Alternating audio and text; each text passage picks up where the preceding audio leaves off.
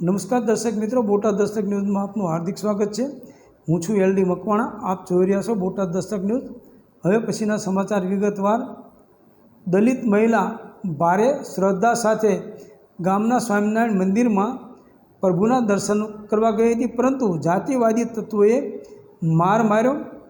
દલિત સમાજમાં એક વર્ગ હજુ પણ એટલો અંધશ્રદ્ધાળુ છે કે તેમને સવર્ણ હિન્દુઓ ગમે તેટલા હળદૂત કરે, માર મારે છતાં તેઓ મંદિરોમાં જઈને ભગવાનના દર્શન કરવામાં ધન્યતા અનુભવે છે।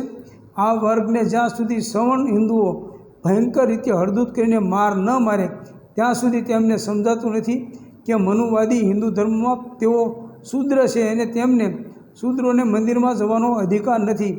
આવી જ એક ઘટના મોરબીના એક ગામમાં બની છે, જ્યાં એક દલિત મહિલા હોંશે હોંશે હિન્દુ હોવાના વહેમમાં સ્વામિનારાયણ મંદિરમાં બિરાજમાન ભગવાન સ્વામિનારાયણના દર્શન કરવા માટે પહોંચી ગઈ હતી, પરંતુ ગામના જાતિવાદી તત્વોએ તેને હળદૂત કરી જાતિસૂચક અપમાન કરી માર માર્યો હતો। એ પછી મહિલાએ એટ્રોસિટી એક્ટ સહિતની વિવિધ કલમો હેઠળ આરોપીઓ વિરુદ્ધ પોલીસ ફરિયાદ દાખલ કરી હતી।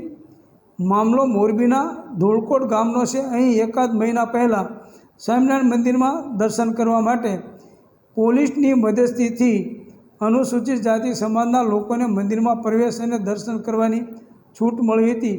એ પછી એક મહિલા આ સ્વામિનારાયણ મંદિરમાં દર્શન કરવા માટે ગઈ હતી, જેને 3 શખ્સોએ જાતિસૂચક અપશબ્દો કહી અપમાન કરી માર માર્યો હતો।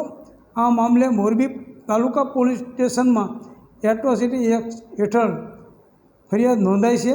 મળતી માહિતી પ્રમાણે ધોળકોટ ગામના 45 વર્ષના દલિત મહિલા નીમુબેન પરમાર સ્વામિનારાયણ મંદિરમાં દર્શન કરવા માટે ગયા હતા, જ્યાં જયરામ ચક્કુ રાઠોડ, નરેશ જયરામ રાઠોડ અને લાલા જયરામ રાઠોડે તેમને જાતિસૂચક અપશબ્દો કહીને હળદૂત કર્યા હતા। એટલું જ નહીં, આરોપીઓએ તેમને માર માર્યો હતો અને ફરીથી જો મંદિરમાં દર્શન કરવા આવ્યા તો જાનથી મારી નાખીશું તેવી ધમકી આપી હતી।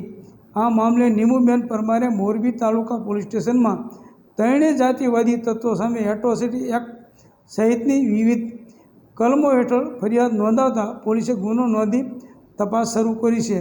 જોકે પોલીસે હજુ સુધી એકેય આરોપીની ધરપકડ કરી છે કે કેમ તે અંગે કોઈ માહિતી મળી નથી। દર્શક મિત્રો, આવા જ બનાવો બનતા રહેશે। મંદિરમાં જવાની કોઈ જરૂર નથી।